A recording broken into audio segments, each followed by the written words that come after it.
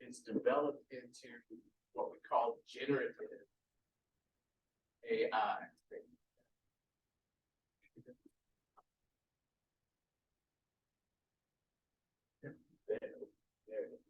Full slow. So it's developed into generative AI in the form of what we call a chatbot. So I think to answer your question, what is it? We call it a chatbot, and it generates content. It generates content.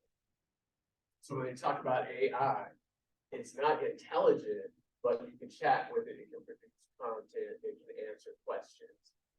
One of the other things with ChatGPT, it's not the only thing out there. So when you think about these chatbots, Bing, so Microsoft has developed and they're incorporating ChatGPT technology in their search. Google announced they're going to incorporate Bard. They call their chatbot Bard in their search.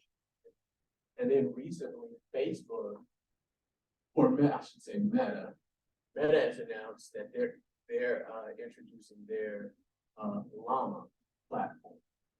Now, also, there are other platforms which we've used and talked about, which are called Cactus AI, and which is very interesting as well. It's a generative platform, but it's based on turning in data.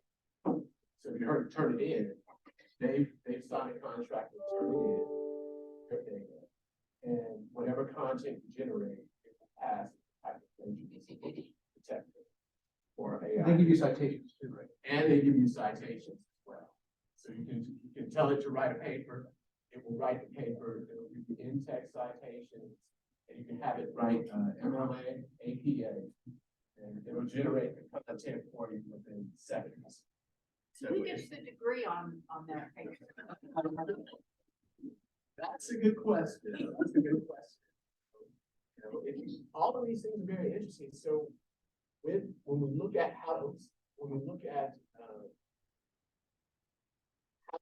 developing, just when we speak about ChatGPT, there's been different iterations of ChatGPT. So if you look at GPT, GPT-2, GPT-3, and right now we're at GPT 3.5, and they're going to release GPT-4. So they've been building on that platform, and it's been growing. It's interesting because GPT-3 has been around. So it's been the backbone for other programs like Jasper. So there's other programs, platforms that have been using it where you can generate content. So it's been around, but in the background, and with the GPT 3.5, now it's in the fourth. They're going to roll out their GPT-4. The other thing, which Scott and I already talked about, which is really interesting, are the updates. And I think this is really remarkable. So they released GPT 3.5 November 30th, 2022. And then as we were testing it, so I used some of my accounting exams, which had a lot of math, calculations. It had problems with calculations. Then they did an update, January 30th. So those problems were gone. And then they did another update. So it got better, but in other words, it's been improving. So January 30th, they did one update. February 13th, there was the next update. And I was joking with Scott, while we were in this meeting yesterday, I logged on to ChatGPT. And just to check the Wi-Fi. And then when things were over, we got up here and logged in, and they've already updated the software again. So they've updated it again. So there's more and more updates. They're really aggressive with the updates and developing the software. Where this will go and where it's going to move, that's the next question. So you can see the progression when we talk about the timeline of 60 years. Once you get a little bit closer to 2023, you see that GPT-3, you see the DALL-E in 2021 and 3.5. And then now when you move into where we are now in 2023, you see Bing, you see Bard, You see, there's the Meta, and then there's other platforms that are running for this as well. So it's very interesting. So who's going to get the grade? I think that's the big question. Go ahead. Did you say what company is behind this? OpenAI. OpenAI is the name of the company. Yes, and Microsoft is large investor. Elon Musk, Microsoft, they put $1 billion into it to start it out. Now Microsoft owns 49%, they put 10 billion in it. So they bought LinkedIn for 26 billion, but only 10 billion in OpenAI got a bunch. And that's the Bing integration, and that's Microsoft as well. So we'll tell all of our students who use this, if you want a job, you have to go to Microsoft because they accept all this cheating. We'll talk about cheating, don't you worry. But well, Microsoft and Google, because Google has it too.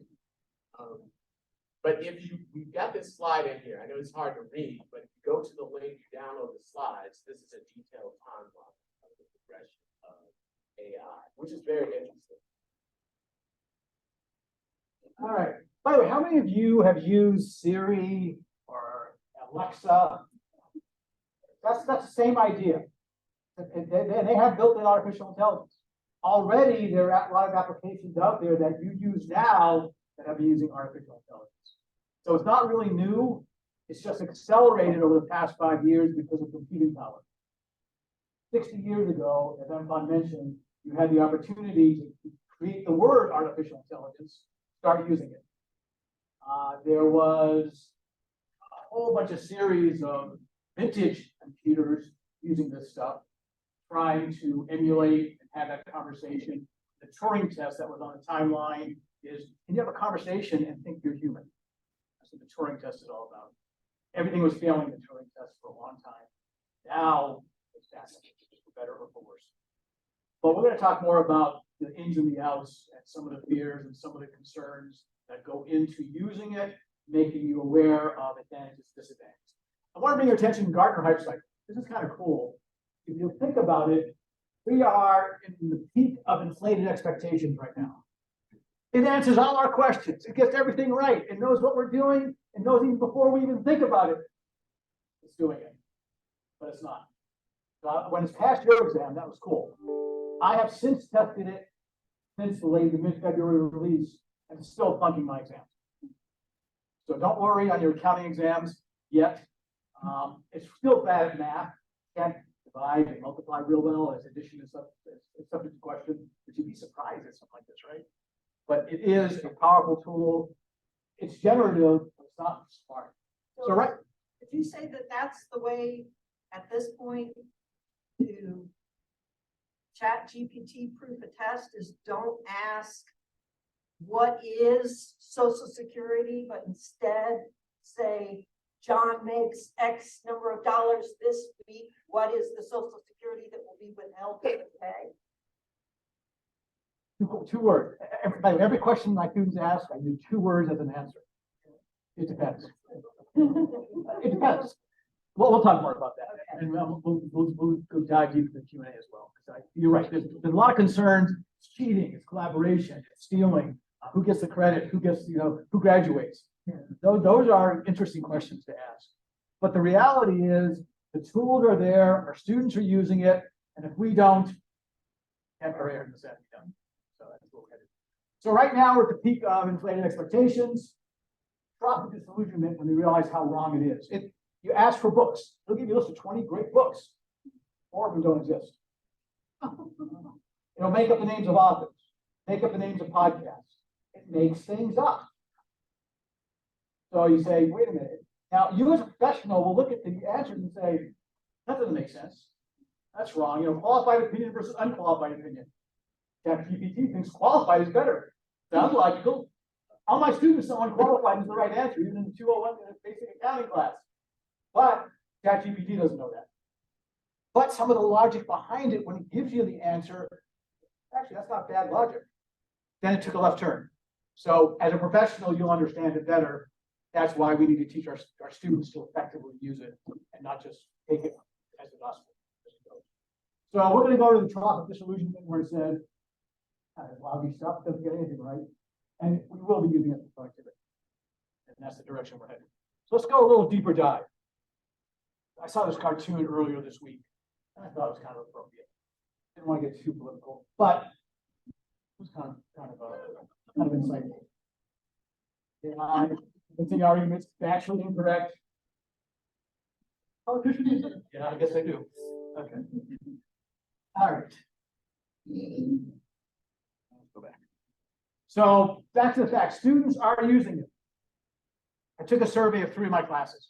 One class, over 2/3 of my students were using it. And I said, I use it in school, work, home, whatever, over 2/3 using it. Another class, over half my students. Another class, just over a quarter. So not everybody's using it. Not far. And if we're not, we're going to be behind the 8 ball. And again, all of these images were either generated by DALL-E 2 or something called Midjourney. I actually like Midjourney personally better. It's a tool for generating AI. So if we're looking at this right button, right direction, follow the numbers. That 100 million, 2 months, and accelerating and growing, and then everybody else is in the game. Not only is Alphabet, Google, Meta and Facebook is in the game, Amazon's in the game, IBM's in the game, and there are a whole bunch of others that are getting a lot of funding. If we look at having our students think critically, I'm integrating in my class, and I'll ask a question at the beginning of class or end of class, and then we'll go through the answer, troubleshooting. We'll try to figure out what's right, what's wrong, where does it fit? Because we want them to know they're going to trust it, because that's what students do. Matter of fact, you go to a lecture and someone says the sky is blue, and they say, that sky is blue.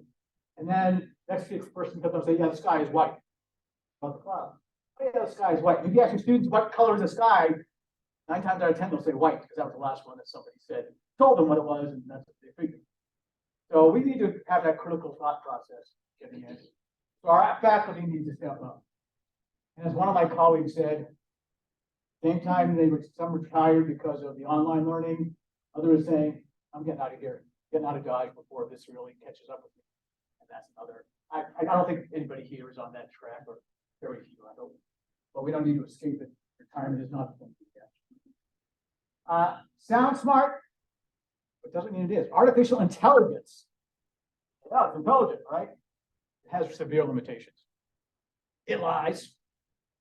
And it makes things up. It's a word generator. It looks at the last word, and probability is the next word is this, and probability the next word is that. It's went through a lot of data, but it only has certain amounts of information, and it's projecting with probabilities, saying, what would the next word be? I've been on the web, and I did a whole bunch of stuff, 2021 and prior. I don't know anything about Ukraine other than its wheat basket. I don't know anything about any balloons that were flying over Myrtle Beach, but I know a lot about a lot of stuff. And it goes 2021 or prior basis. It's passed parts of the bar exam. My alma mater at Wharton, there's the director of the operations department, got a B minus in his class. He wrote a paper, he fast tracked it. There's a paper out there right now available for review to talk about that. Okay, but flunks my accounting tests. I'm going to talk in a few minutes about like a whole bunch of accounting tests. So 300 accounting academics that were there. Again, I'll re-emphasize. It acts intelligent, and the scary part, it sounds intelligent. When you read the answers, it's very convincing. It has a logic pattern that says, yeah, these are logical words. The English is very good. By the way, it has over 100 languages. You want to translate? I do a lot in the career space. I was helping someone cover letter. They translate to Spanish, translate to French, translate to Arabic, translate to Hebrew, translate to Chinese, translate to Hindi. And it went rattling right away, just like that. It even translates to Yiddish and hieroglyphics. I don't think the hieroglyphics are right, because I don't think they were doing cover letters in the day. But that one I didn't trust, because I don't read hieroglyphics. But there are threats to academic integrity, because it doesn't cite anything. It's cruising through the web and finding all kinds of stuff and then repeating it to you. You're saying, but what's the source on that? ChatGPT says, I don't know. not gonna give you sources. But you were talking about the one with Turnitin, Cactus AI. Cactus AI. U.com is another one that's actually pretty good, give you sources. But the sourcing is highly suspect at this point. Again, we mentioned that the data set is 2021 and prior. It will improve. It will get better, but it's not scraping the internet dynamically, except if you say, hi, summarize this LinkedIn profile for me and give a URL. Summarize this website, give a URL. It will summarize the current form of that website, current form of that LinkedIn profile. That would be a recommendation. I want to recommend you, I want to put that on your LinkedIn profile. It'll look at your profile and give you a recommendation. I would not trust it verbatim. You're talented, I have no doubt, but it doesn't cover all your talents. So yes, you want to customize, you want to enhance that too. The responses are very vanilla.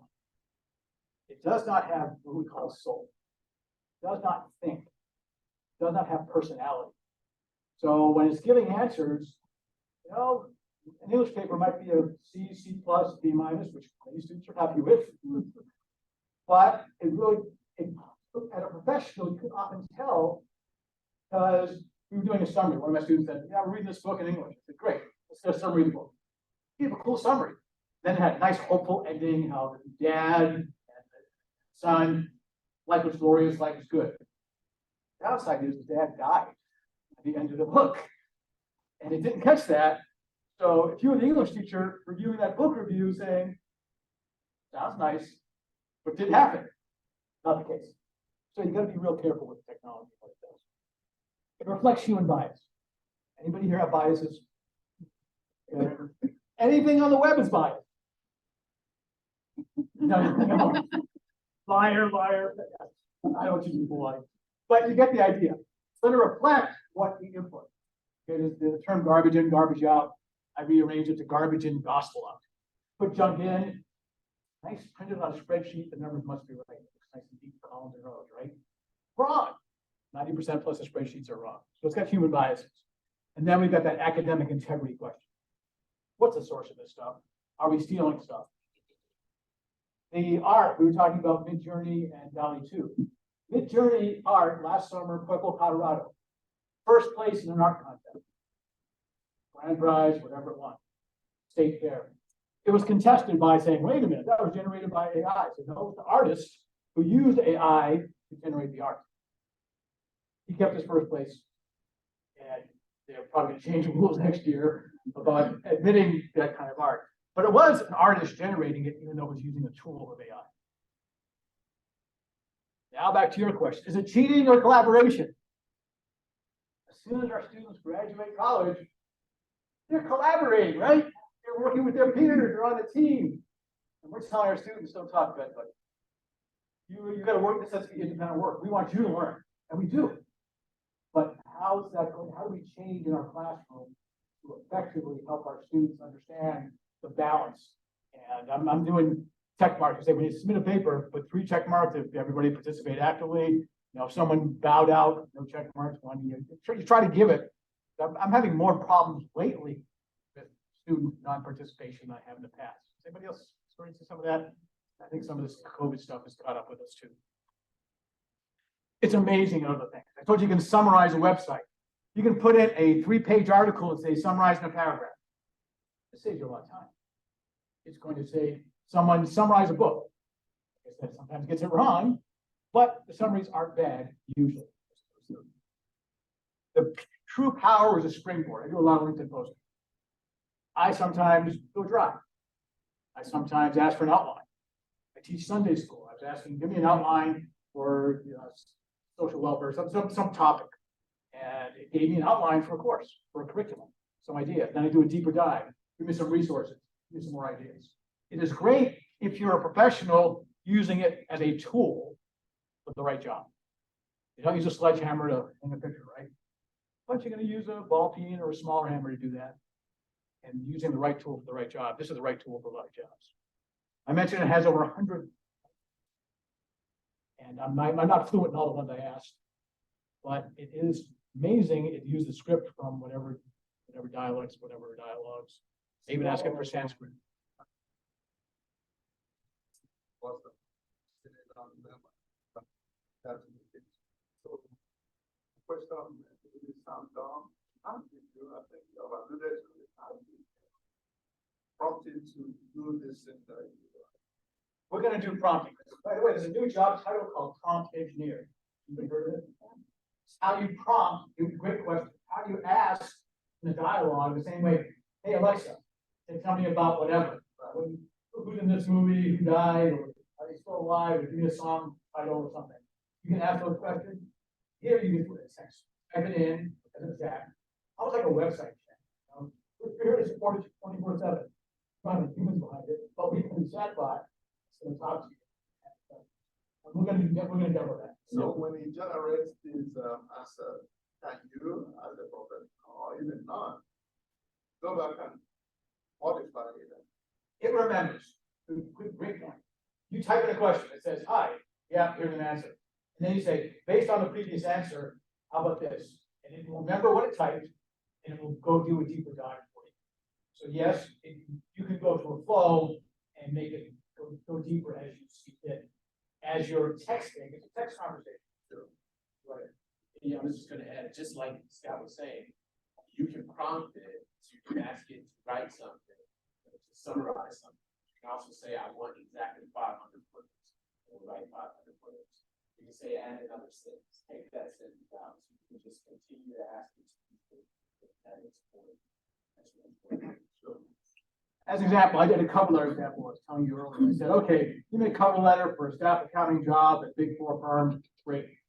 Include experience in Python, data analytics, cool. Add some other information, some background, or look at the resume and add information to the cover letter based on that. So we now have a dialogue going, typing it in, cutting and pasting, and coming up with a better finished product by going down that path.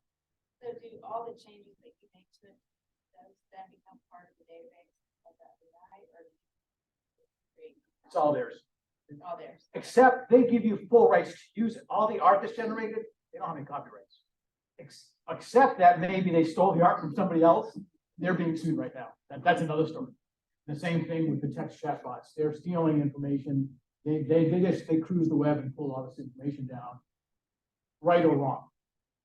It's only based on the inputs that are there. Does that answer your question? Just a reminder, fill out the index card with your questions. It can propose rubrics. I actually went in and said, all right, looking for tips and tricks on oral presentations. Give me 20 tips. And it went down. Now I started with my own list.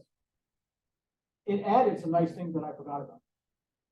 So it went through. I had somebody else who was looking for academic job, need a diversity statement now. I said, generate a diversity statement. Cover letter, diversity statement. It came through. I had already written with that other person a diversity statement, but there were one or two things in this letter that were forgotten, were not included. I said, oh, that's not a bad way to put it on. There's now something called Quillbot that does some editing and can propose speech and conversations. Resumes, reflections, so lots of power. It keeps improving. Can you upload an Excel file and have it write a macro to grade it? Have it write a macro. So that was good. So talking about students, I surveyed my students. One of my students said, yes, I'm using it. It's doing programming for me. It's writing, hard for me. That would take all day in seconds. I just copy and paste it. And I said, well, are you writing? I said, no, but I'm using it to do outline. So should it give me an outline? I just add the outline. Now, there's a commercial site that has banned ChatGPT input for programming because it makes mistakes too. So you got to run it, you got to test it, you got to debug it just like any program. So the challenge is there, is it right? And may or may not be right. But it can do Excel macros. It can actually propose formulas and ideas on how to solve things. I don't think it's going to say correct my test. I wish. So can you give an assignment? You write your own discussion of depreciation or whatever, and then send it to chat to improve it for you. it can, if I'm not a native English speaker, and even I am, my English is always good. Yes, it can. It'll clean it up, tidy this up, or put it in the tone of Dr. Seuss. Do what Dr. Seuss help, just kind of fun. That might be a way to get them so they're using it, but they have to do their own first. Yeah, try at it and. Put in the tone of a professional. I write a song during the holidays, and I said, put this in the tone of a 10-year-old. And I've got a friend in Nashville, I sent it to her, I said, I don't think it's a top 10 hit, what do you think? She said, you're right, it's not bad, but it's not real good. It'll do sonnets, it'll do haiku, it'll do all kinds, you tell it what you want and how you want it, and it'll create it in that format. And exactly how you said, you want 5 sentences, 6 sentences, 500 words, 200 words, it will write it 500 words, 6 sentences. Although I've had challenges with that, I don't know if it worked for me, I'll say, give me 2 paragraphs, give me 500 words, and 800 words later, or 200 words later, it's done. But I've had mixed luck with coordinating. I've got a 3-page paper to write, double space, 12-page font on whatever topic. It's not there yet, but it says 57 times when 4.0 comes out in terms of the amount of data. It might be getting there sooner than you think. Okay. That's what you'll get to see. 3.5 has a certain set of data. 4.0 has over 57 times the amount of data in the new version. So yeah, there's 57. There are lots of other players and vendors, a lot of venture capital money coming into the. Well, you got a company I was talking to. They're saying, said, so how come you about your pitch deck? I said, what pitch deck? I gave them a spreadsheet. Give me money. Great. That's all you need to do. More power to you. Prompt engineering is one of those tools, one of those job descriptions. Yes. Talk about the pitch deck. One of the faculty talking together, and she said her husband had been working on a pitch for his job, and he, like elevator speech, super short. He plugged it into ChatGPT, and he said he was blown away by how much better the product that came out than what he had come up with. And he's a 25-30-year professional in the field. So wow, there's power. And it improved, but he had a strong base. He had the information, he knows he had the skills and knowledge to put into it, and then you say, clean this up. And that's a great use of ChatGPT. Please. Probably the oldest one in the room. I wouldn't know as far back as I know it. But I remember going to college and doing a paper, and we had to turn it in to, I don't remember what it was called, but there was something that corrected your papers for supposedly for grammar, like way before all of this. This Wasn't Grammarly. This no. The evolution that we've gone through, and it would correct some punctuation and some grammar. And you talk about the issues. Well, we've progressed this much now. The issue back then was I was writing about the Equitable Life Insurance Company. And it highlighted equitable. Too high powered a word, use fair. Right. The tools, I mean, think about it. The schools, calculators. That was the depth of math, right? Wikipedia, the depth of research. The internet, cell phones, smartphones. ChatGPT is right now in the same fear stage. It has its place. I require Grammarly of all my students when they do their final papers. I say, I can tell them you haven't used it because they're using bad grammar. But if they use Grammarly, I want them to use the tool so when they graduate, they're going to be using the tools or other classes. It will improve what they do. That's not cheating. That's actually a tool that helps them write. Now you've got this, so I don't want no 8.9 playing. No emojis, please. Yeah, you got it. I want to bring your attention to this study. Both MFON and I are participating. There's over 300 accounting academics. David Wood out of Brigham Young got together. My test was in December. I was late into the game with ChatGPT. I wasn't in the first 5 days. I was in the second week. So I was a latecomer. But so second week in December. But I tested it that week and I got 46% on my exam. There's a link to that post that's here.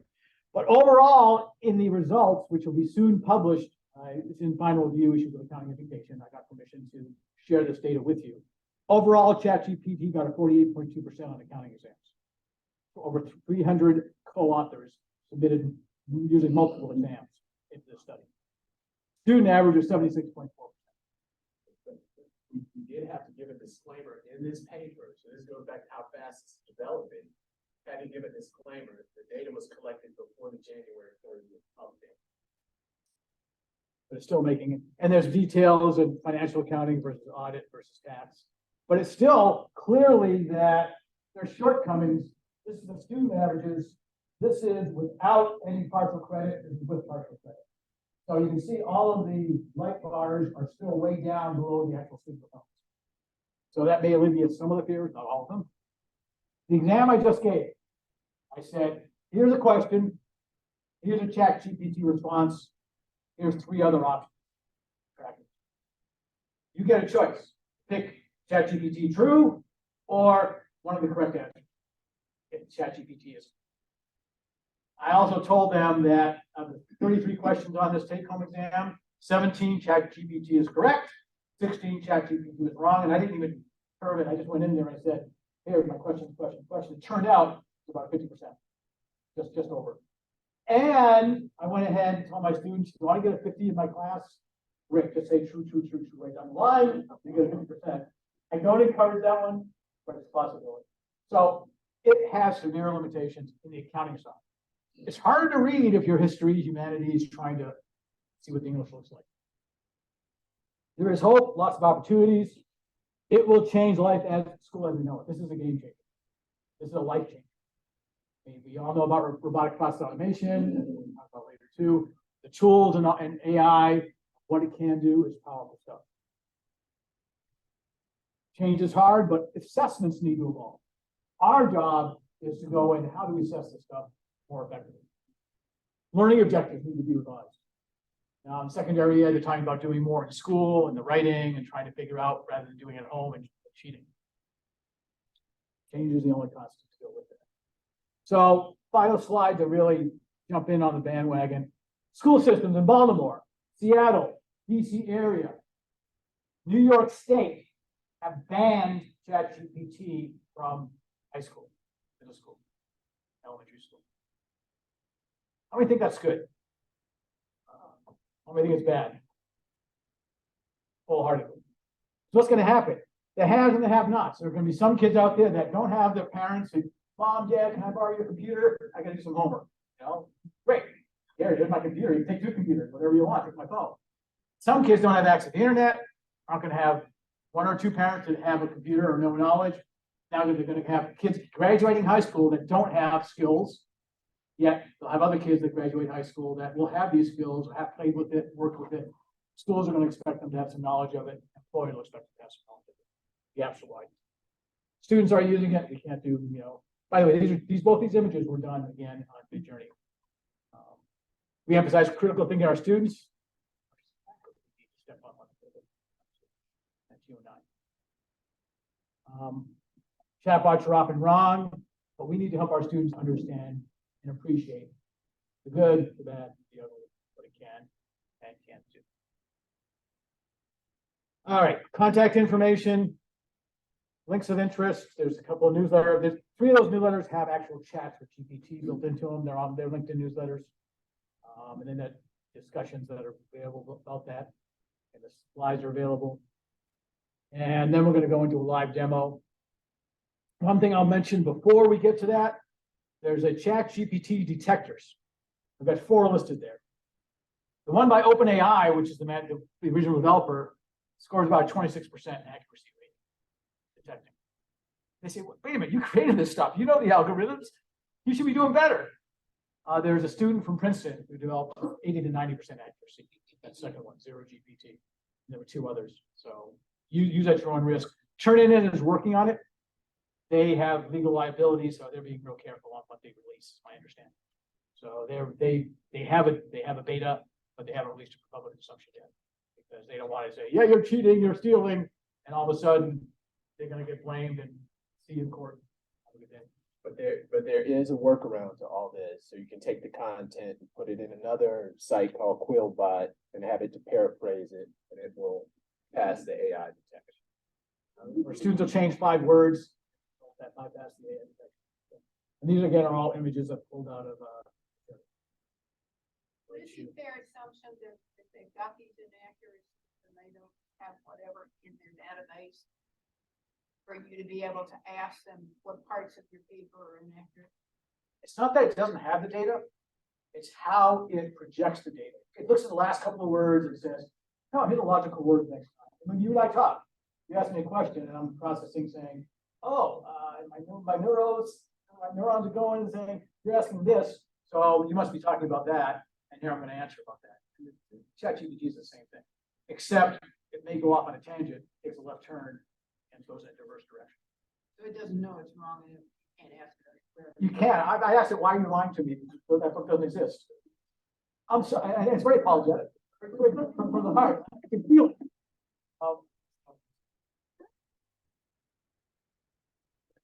But to add to that, I think to just think about what's coming. So all this, the ChatGPT is going to be a part of Bing, the search engine. So when you go to Bing, and Google is going to have their own. So that's coming soon. Supposedly it's going to be released this year. And as far as the Bing, I've used it, and I recommend everyone to sign up for the wait list. And to go to your other question about the cheating and how it looked, we don't really know. So when I got notification that I can actually go into the Bing, they call it Bing chat, and use it, I went in and I asked it to write me a paper. So this was early in the morning, this may be 8 a.m. I went in and said, write me a paper on Dr. William Canfield. And it said, no, I can't, it's not professional for me to write a paper, but I can put a summary of his life. So I said, this is interesting. So later on, I'm always recording stuff. So when I came back home in the evening, I said, I'm going to ask you the same question. So I did. I asked the same question and it wrote the paper. And it gave me citations from AAA and from his whole background. So how this will work out, you can't say exactly, but it will be accessible. And this ChatGPT will be in Bing, and Google will have its own. So everyone will have an open access to. Now, every time, by the way, you ask the same question and you will get different answers each time. Again, it's projecting words, saying probabilities, and you can actually determine on a sliding scale, 50%, 80%, you can schedule how you want the words to be, but it will actually differently. You say, oh, you didn't like that last answer. I've done this second class, similar questions. One, I would grade it a D answer. One, I graded it a B minus. One, I graded it a C plus. If I was grading the answer of ChatGPT, basically the same question. It'll give different answers each time. So if you don't like what it says, try again.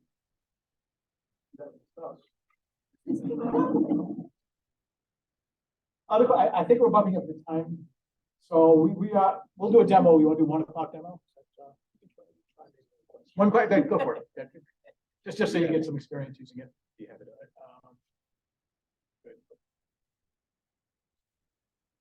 Good.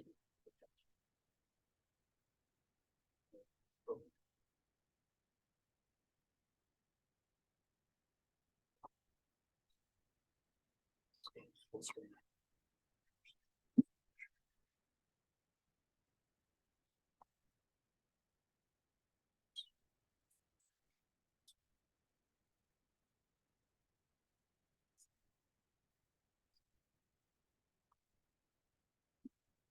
Sign you in. Or do you have? I don't know. Yep. Which hand? Just continue.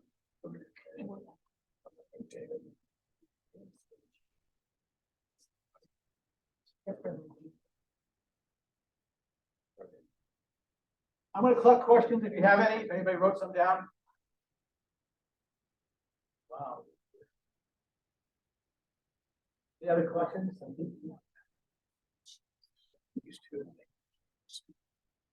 It's the long one.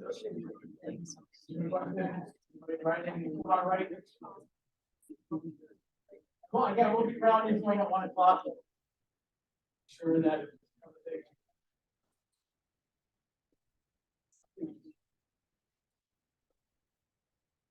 Yeah. How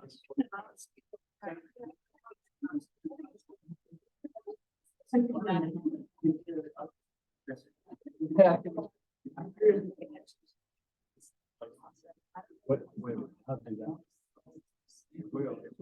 That's the plan.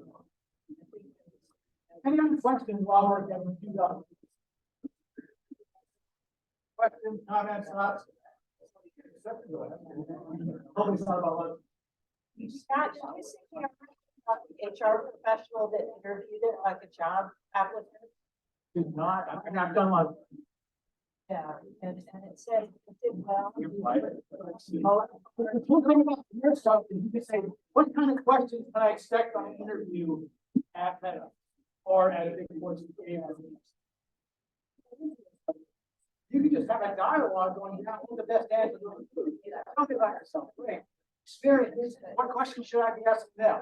You can ask all those in a chat as part of your prep for an interview. So I took the what is the meaning of life question, and this is what ChatGPT gives us, just like that.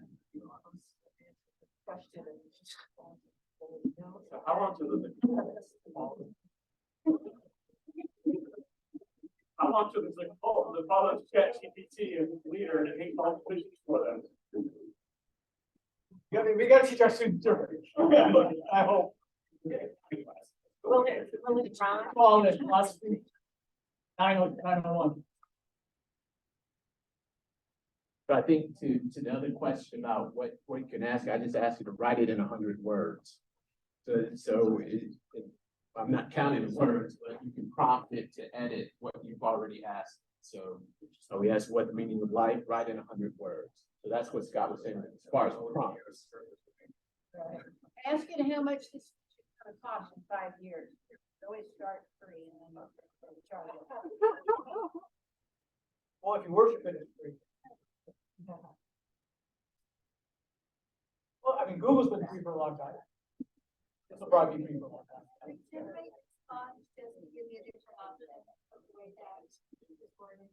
There's a regenerate response on the podcast. Generate.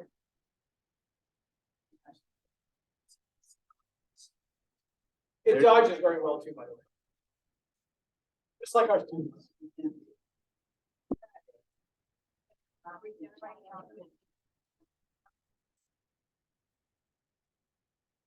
Yeah. I'm dodging his dash going into the next session's timing.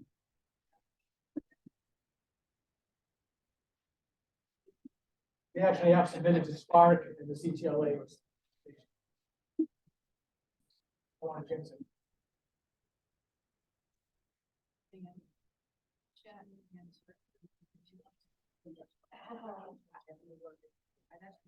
So 2021, each one was starting out.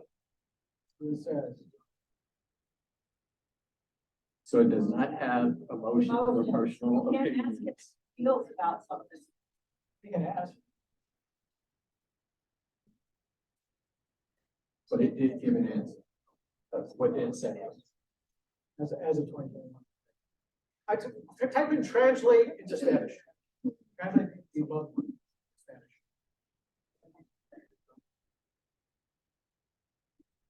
Oops, sorry. Spanish.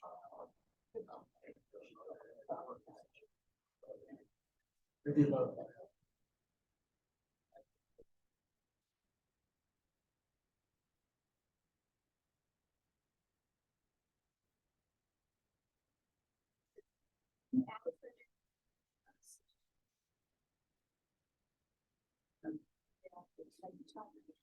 You have to use word translate. Advocate for the Constitution and having trouble thinking of words. What do you mean, click on the, Put in Spanish. Put it all in English. Espanol. Second one. Top. Espanol. Second on top. what was the question? The bathroom. They probably ask how you feel. Other questions? Just in Ask general. it how many are on there right now. In English or Spanish. Challenge is 2021 data. So it's not current, it's not sweeping, it's not knowing right now everything that it is doing. Let's summarize the link to URL. They've got it. How many hours have we been? Yeah. Right.